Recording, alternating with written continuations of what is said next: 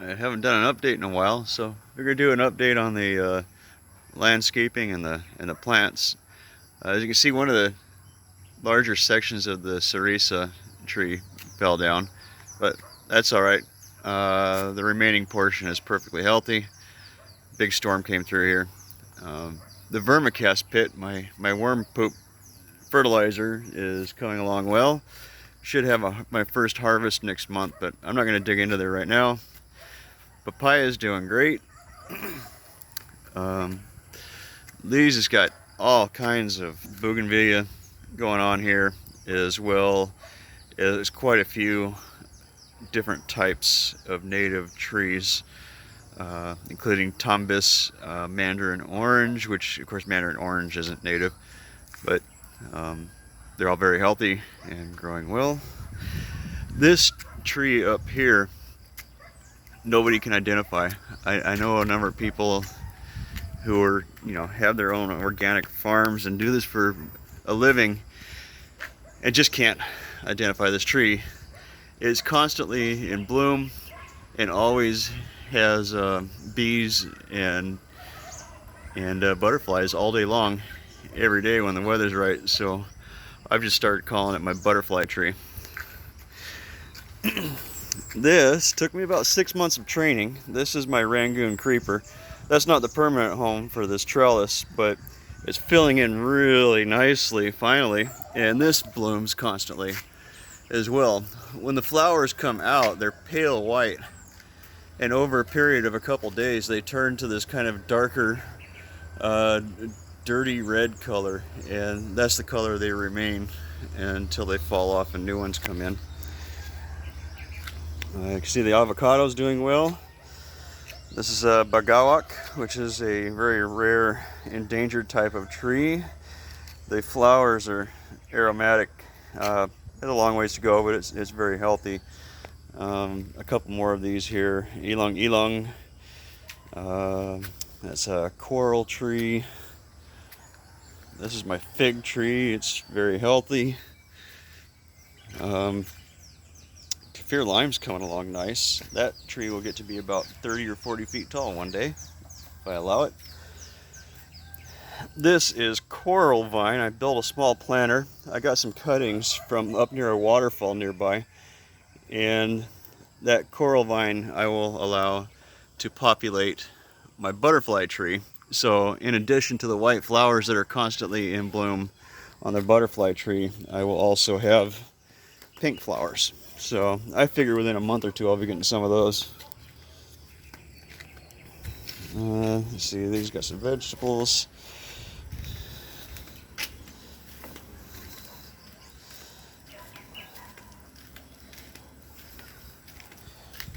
Let's see. The Lakaton banana, which are very sweet. They'll be, I figure it'll be 6 months before we're getting any fruit off of that. Here, planted on this entire terrace, peanut grass, and that will be a very vibrant green ground cover with little yellow flowers that are constantly in bloom. Down here you can see my two native lime trees called calamansi. Now these are just, I don't know if you can see it in the video, but I literally have hundreds of pieces of fruit getting ready right now. Now on the terrace that they're on, there's a small ground cover with purple flowers we're going to let populate that terrace. And then on the next terrace down is another type of ground cover we covered it with, and it'll have kind of a dark pink flower that will constantly be in bloom.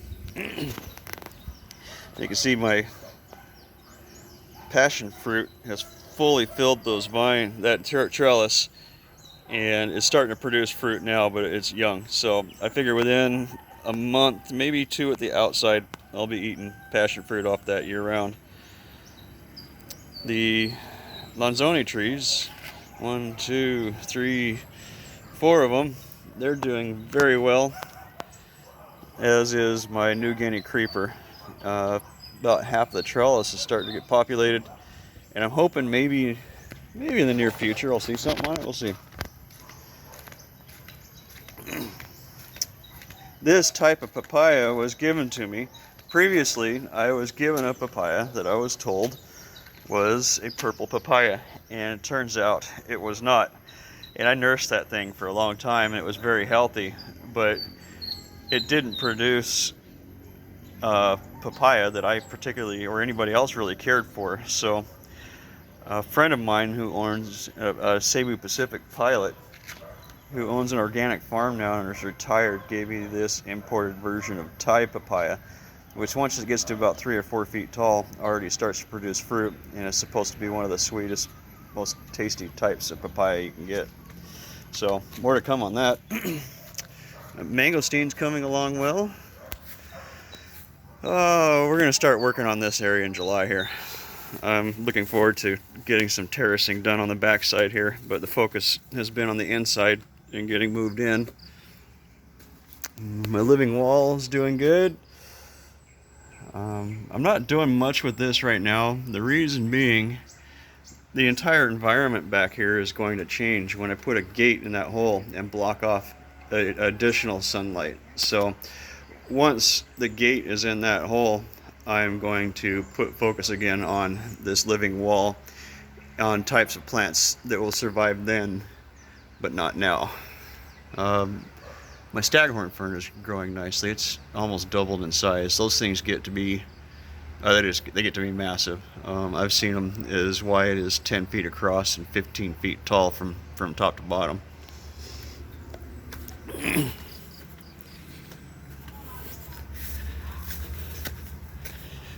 And my Chani durian tree has finally decided it likes it here. That's nice. That produces my favorite type of durian, which is not it's tastier than the other durian, but it isn't marketable because it just doesn't survive to market or transportation. So everybody focuses on the agriculturally in the area focuses on a variety called Puyat, which is still good, but it's not as good as the Chani.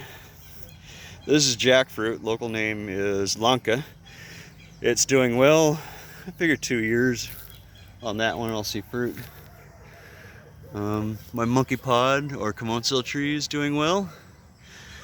Ananas or custard apple variety, a rare variety, just finished up the season for that. We won't see the fruit on that one again until next year. Got 3 or 4 different varieties of guava growing in here. And come on up.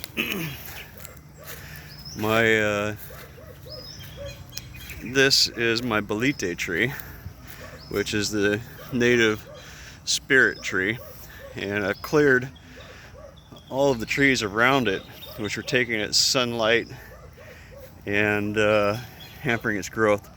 I'm going to plant a couple orchids inside that, probably today actually, and see how they do well. I hope they do well. I have some extra mature ones, and in a couple months, if I can get it, I plan to also plant a jade vine inside that tree to, well, if it works, it'll be really nice. Eventually, we'll get rid of all these Gemmelina trees. They're invasive. They kill everything under them, and they suck everything out of the soil around them. You can't grow anything near them. So as soon as summer's over and the rainy season starts, these go, and I will replace them with some of the trees I have growing in pots downstairs. And the reason I'm waiting for rainy season is to give those trees that I've been growing in pots downstairs a better chance of doing well when they start here.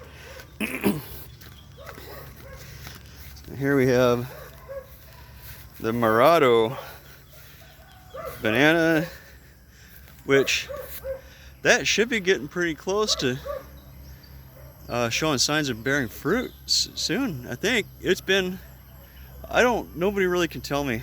It's pretty rare. The outside of the banana when it's ripe is maroon in color, and I can't seem to get much reliable information on how big it is or how long it takes until it starts bearing fruit. but I guess we'll find out. You see I got little chili plants planted all over the place there. I love it up here. We have no shortage of different types of chili around the property. Basically bird's eye mostly.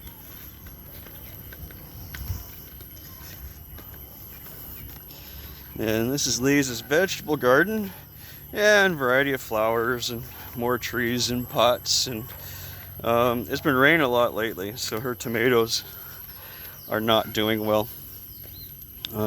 In addition to the bougainvillea out front, we have this one from a neighbor, and we're doing an experiment with it. So the other day, I had a guy who knows how to do it come over and give me some hands-on training on grafting different colors of bougainvillea to this. So we've added 7 colors. We should know in about 2 weeks if they've taken or not. We'll remove those covers and see if they've healed up or if they rotted and dried out. So good training experience for me. I learned about grafting in middle school in the 80s, and a little rusty on that, so I got some help. This is a wild cherry, they call it. I'm not sure if the berries are safe to eat, but it's got a berry there. I guess I should find out. There's Lisa's tomatoes. And she's got turnips and carrots and aloe vera.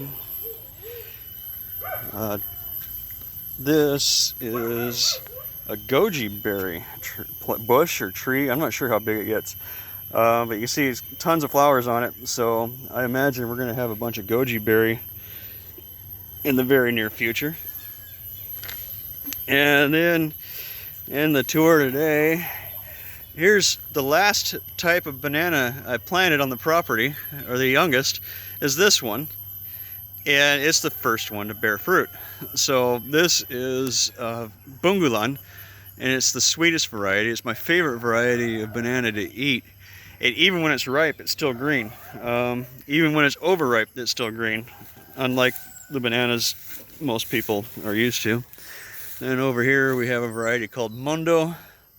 It's still taking root, and that one's good. It's one of the types. It's more like plantain, but it's sweet. You boil it and eat it as a snack. And then back there is normal bungulan, which we'll see how that goes. You see we have I didn't show you on the other areas on the back of the property, but we have a number of different types of coconut we're growing. They're doing okay. They're not dying, but they're not like growing really fast or thriving. But they will produce fruit. They just will take longer than the 3 to 5 years they say it takes on average, maybe. So today also happens to be a beautiful day to look at the volcano.